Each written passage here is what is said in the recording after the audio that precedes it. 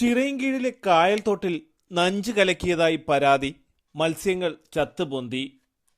ചിറയൻകീഴ് ഗ്രാമപഞ്ചായത്തിലെ പണ്ടകശാലയിൽ നിന്നും ബീച്ച് റോഡിലേക്കുള്ള പ്രധാന പാതയ്ക്കരികെ കണ്ണാട്ടുകടവ് റോഡിന് സമീപത്തായാണ് കായൽത്തോട്ടിൽ സാമൂഹ്യവിരുദ്ധർ കഴിഞ്ഞ ദിവസം രാത്രിയിൽ നഞ്ച് കലക്കിയതായി ആക്ഷേപമുയരുന്നത്. ഇത് ഇവിടെ എന്ന് പറയുന്നത് ഇത് സ്ഥിരമായിട്ട് വെച്ച് പുലർത്തുന്ന ഒരു സംഭവമാണ്.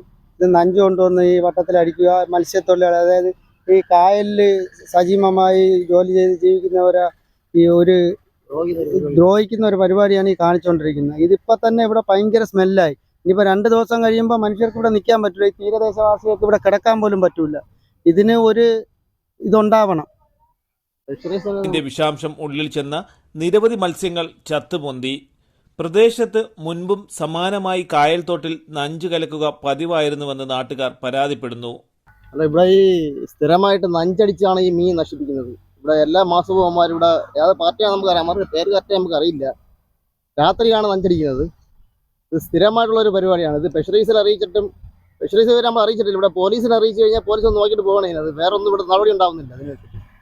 അതായത് ഇവിടെ ഈ എല്ലാ മാസം തോറും ഉള്ളൊരു പരിപാടിയാണ്. ഒരു മാസത്തിൽ ഒരിക്കലെങ്കിലും ഇവിടെ നഞ്ചടിച്ച് ആകെ നശിപ്പിക്കുന്നുണ്ട്. കായലിലെ മീൻ പിടിച്ച് ജീവിക്കുന്നവരെ ആകെ ദ്രോഹിച്ചുള്ള ഒരു പരിപാടിയാണ് ഇവിടെ കാണിക്കുന്നത്. പൊന്തിയ മത്സ്യങ്ങൾ യഥാവിധി സംസ്കരിച്ചില്ല എങ്കിൽ പ്രദേശത്ത് നാട്ടുകാർക്ക് രൂക്ഷഗന്ധം ശ്വസിക്കേണ്ടി വരും. അധികൃതർ ഇടപെട്ട് സത്വര നടപടികൾ സ്വീകരിക്കണമെന്ന് നാട്ടുകാർ ആവശ്യപ്പെട്ടു. തലസ്ഥാന വാർത്തകൾ, ചിറയൻകീഴ്.